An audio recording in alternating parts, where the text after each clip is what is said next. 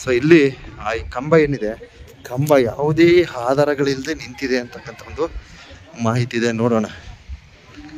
So ಅದರ ಒಂದು video ಶೇರ್ಗಳನ್ನು ಹಿಡಿತೀನಿ.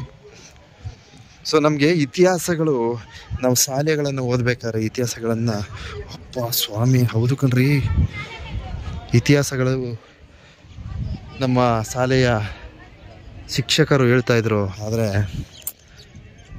ನಾವು ಸರಿಯಾಗಿ ವಿದ್ಯಾಭ್ಯಾಸ ಮಾಡಿಲ್ಲ. ಆದ್ದರಿಂದ ಕೆಲವು ಇತಿಹಾಸಗಳನ್ನು ಪಡೆಯೋದ್ರಲ್ಲಿ ವಿಫಲವಾಗಿದ್ದೀವಿ.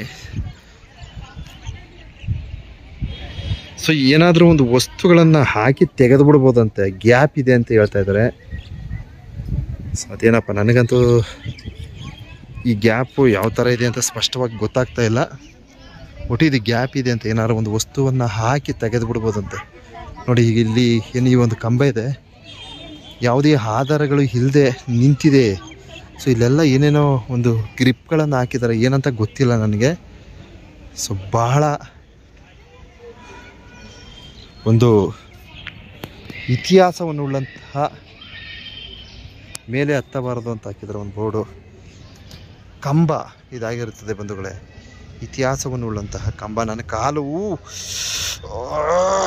ಎಲ್ಲ ಒಪ್ಪಳೆ ಬಂತು ಇದೆ, ಆದರೂ ತಡ್ಕೊಂಡು ವಿಡಿಯೋ ಮಾಡ್ತಾ ಇದ್ದೇನೆ.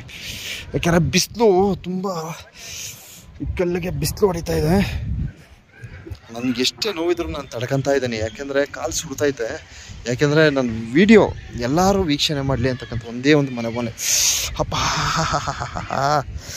ಇಲ್ಲಿ ಬಂದೆ, ಸಮಾಧಾನ ಆಯಿತು. ಇಲ್ಲಿ ಪರವಾಗಿಲ್ಲ, ಇದ್ರ ಮೇಲೆ ಅದರಲ್ಲಿ ಕಾಲು ಸುಟ್ಟು ಬಿಡ್ತದೆ, ಹಂಗೆ ಬಬಲ್ಸ್ ಬರ್ತದೆ. ನೋಡಿ ಇಲ್ಲೆಲ್ಲ ನೋಡಿ ಎಷ್ಟು ಚೆನ್ನಾಗಿದೆ. ಸೊ ಇಲ್ಲಿ ಗ್ಯಾಪ್ ಇದೆ ಅಂತ ಬಂಧುಗಳೇ. ನೋಡಿ ಅಲ್ಲಿ ಗ್ಯಾಪ್ಗಳು ಕಾಣಿಸ್ತೈತೆ, ಬಟ್ ಅಷ್ಟು ಸ್ಪಷ್ಟವಾಗಿ ಕಾಣಲ್ಲ.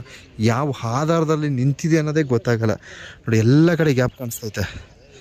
ನೋಡಿ ಎಲ್ಲ ಕಡೆ ಗ್ಯಾಪ್ ಕಾಣುತ್ತೆ, ಅಂದರೆ ಸೈಡಿಂದ ನೋಡ್ಬೇಕು. ಮತ್ತೆ ಕಾಲು ಸುಡ್ತೈತೆ. ಅಯ್ಯಪ್ಪ, ನೋಡಿ ಇದು ಕಾಣಿಸ್ತಾ ಇಲ್ಲ, ಈ ಸೈಡ್ ಕಾಣಿಸ್ತಾ ಇಲ್ಲ. ನೋಡಿ ಅಲ್ಲೂ ಗ್ಯಾಪ್ ಇದೆ. ಎಸ್, ಒಂದು ಸೈಡು ಏನು ಕೆಳಗಿನ ಕಲ್ಲಿನ ಆಧಾರದಲ್ಲಿದೆ ಅಂತ ಅಂದ್ಕೊಳ್ಳೋದ್ರೊಳಗೆ ಮತ್ತೊಂದು ಕಡೆ ನೋಡ್ರೆ ಮತ್ತೆ ಗ್ಯಾಪ್ ಕಾಣಿಸುತ್ತೆ. ನೋಡಿ ಯಾವುದೋ ಒಂದು ಆಧಾರ ಇದೆ ಅಂದ್ಕೊಳ್ತೀನಿ, ಅಷ್ಟರೊಳಗೆ ಮತ್ತೊಂದು ಗ್ಯಾಪ್ ಕಾಣಿಸುತ್ತೆ. ನೋಡಿ ಈ ಥರ ಹೋಗ್ತಾ ಗ್ಯಾಪ್ಗಳು ಕಾಣಿಸ್ತದೆ. ಹೆಂಗೆ ಇದು? ಇದೆಲ್ಲ ಒಂದು ದೈವ ಶಕ್ತಿ ಅಂತ ಹೇಳ್ತಾ ಇದ್ದಾರೆ. ನೋಡಿ ಮತ್ತೆ ಸುತ್ತಲೂ ಗ್ಯಾಪ್ ಕಾಣಿಸ್ತೈತೆ.